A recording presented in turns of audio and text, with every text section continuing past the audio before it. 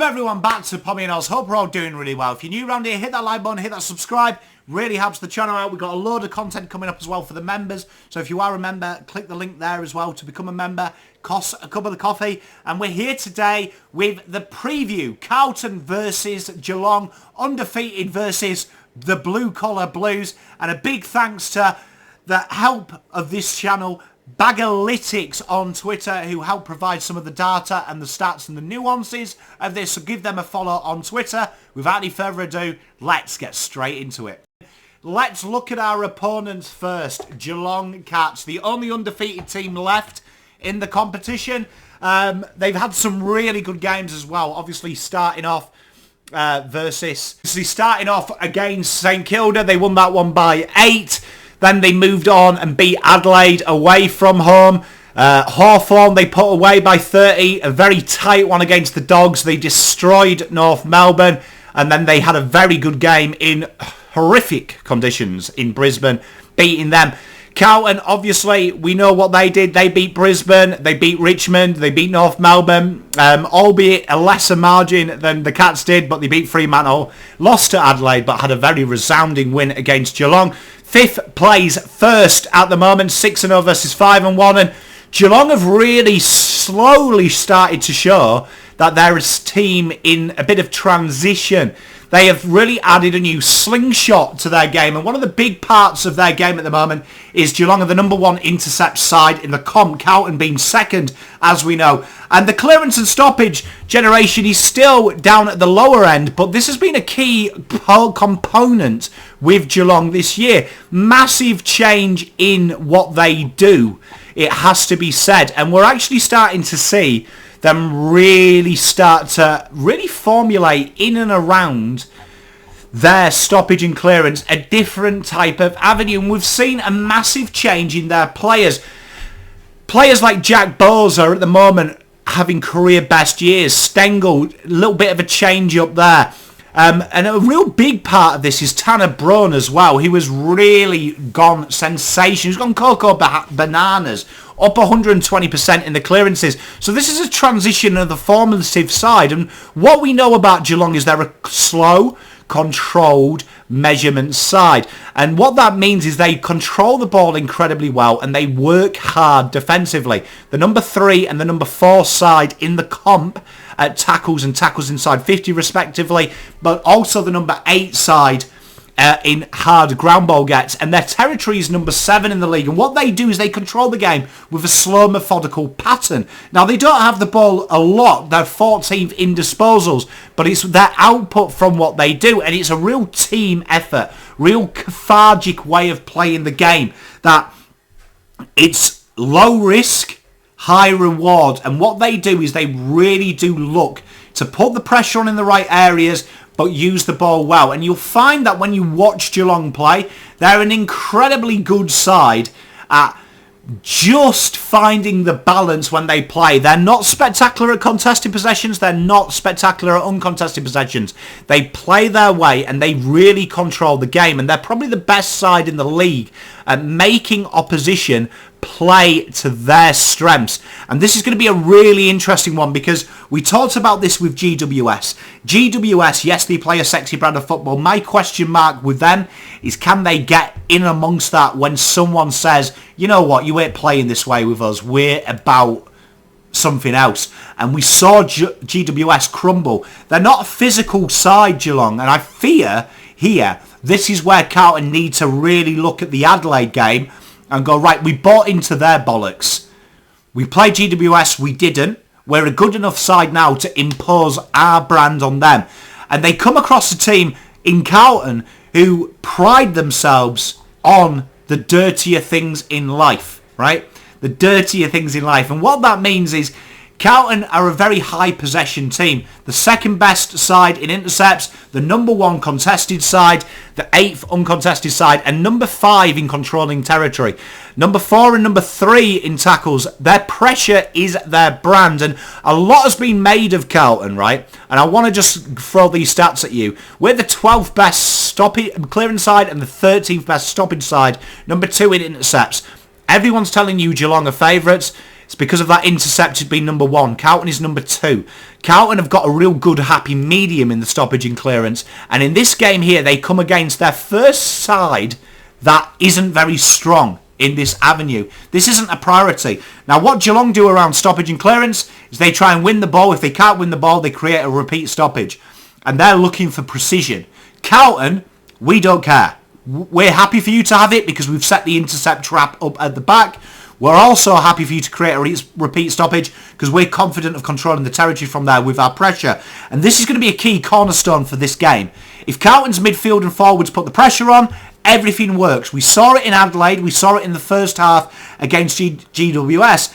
That when that pressure isn't quite on, these sides can play with the ball. And that's where Geelong like to. And that is a big improvement of Geelong this year. Their ability to slingshot. We're really seeing them slingshot in the back half of the ground and creating avenues and issues there.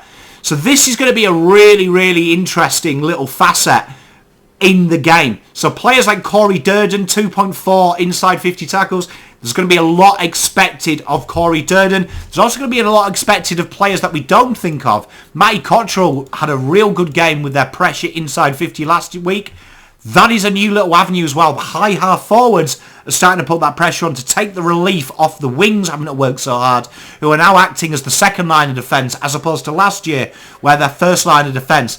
This is a really intriguing game and a matchup here because Carlton have got the opportunity now to be the giant killers and they've scored more points than Geelong. So they will be coming into this game going, okay, we can do it. We are up against the side that concedes the most. Now, that could be a method of where you say, okay, look at who they've played. They played St Kilda, not a mass scoring side. They played Hawthorn and North Melbourne. We know that they're a little bit bobbins at the moment. And then they've played Brisbane in torrential rain, which affects the scores. But they are a very prudent defensive outfit. Geelong are probably up there with Carlton in how they subscribe to that team defence. So this game here is really intriguing because it's going to be a real battle of them team defences. Now, players I want you to watch out for, particularly for Geelong, we've got to give them the respect, is you've got to be looking at players like Tanner Brown. He has massively improved this year and he is really becoming like a little bit of a Maisie in their back half of this, in their midfield ground. He's a real natural midfielder who has really improved his contested work and his clearance work. And he's going to be a real dangerous little player. Another player that I want you to really look at is Kieran Mears as well. He has been really, really strong along with Max Holmes and Tyson Stengel. That small forward with Brad Close, probably the most unheralded footballer in this Geelong side. They really put that pressure on. They're going to stop Carlton's back half movement. And that's something that was really intriguing this time last week against Adelaide. Carlton's back half movement got them going. So that is going to be really interesting because they come at you quick. And they try to take away that short option and get you to kick long where they set the trap. Now, no Tom Stewart really makes this intriguing for the Blues because that is the trap. They play him in that area, trying to get you to kick long. They don't have that. So there's going to be a lot that's going to be relied on Sander Koning and Colin Jasny here to manufacture that for them. The Blues, they're going to be taking this game on. If they can get through that first layer and you can get through that first wave, you're in a real happy place with Geelong because that is where you can pick them apart. And because they play on a narrow ground, the corridor is really protected. Carlton have had 2 games where they've been pushed out wide and they've started to show that they're not scared of this now. They're really happy to go wide early and then come back inbound a bit later. And this is going to be paramount at the MCG. They've got to do that. If they can get them out wide where their defensive set is of Geelong, get them back in board once they've got past that first wave. The Blues have got the runners, and Sam Walsh is going to be king for this game. Really, really key. His 2-way running have been able to help the defence out, but then also end the product with them 13 score involvements last week. It's going to be really key. I look at their backline. I think this is where Carlton can attack them. Although they're a strong backline, they're coming across a team this week who has got the 2 best key forwards in the league. And this is going to be a huge, huge task for them. They've got to go into this game and get them isolated. And if they can get TDK up forward and get them out of each other's way, this is going to be a really, really tough battle. Now, a lot has been talked about Brodie Kemp. We know he's going to be targeted, and I suspect that their target here based on what's happened before, will be Brodie Kemp. They're going to look to get Brodie Kemp out. Now, Brodie Kemp has been phenomenal the last couple of weeks using this to his strength. He's about to play the best, and I'd be very surprised if Whittaker gets him. I think Whittaker will get Tom Hawkins because they know Jeremy Cameron likes to move up the ground, and we saw the success last week of doing that, of Lewis Young taking the more dangerous forward when he rested forward, Whittaker being in and around and being a bit more loose, and then Kemp being that aggressor, that Mitch McGovern type, and we saw him play high half back. He's going to come across Cameron. Although that may not be the natural matchup all game, that will happen a lot because that's where he roams. This is going to be a real key on where Brodie Kemp has got, because he's going to play the best player, I think, Tex Walker and Jeremy Cameron, probably the top two in the league at dropping deep for the ball.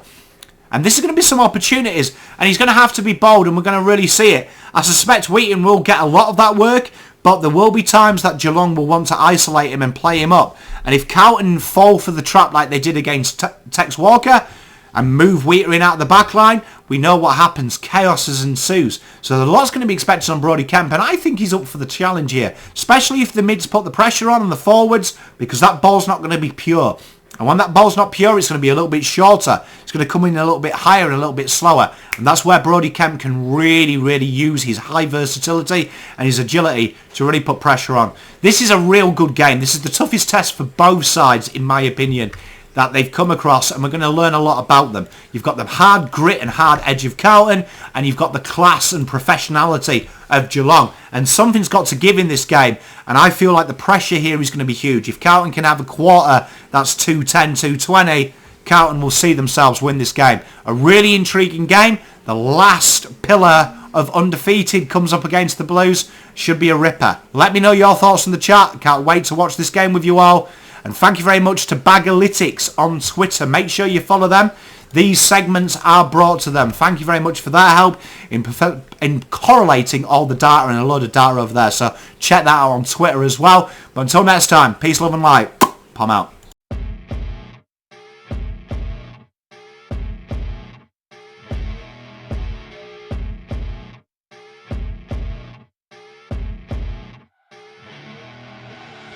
I see her rolling up, Uber black Cadillac, high heel boots and a sexy body full of tats. Baby's bad.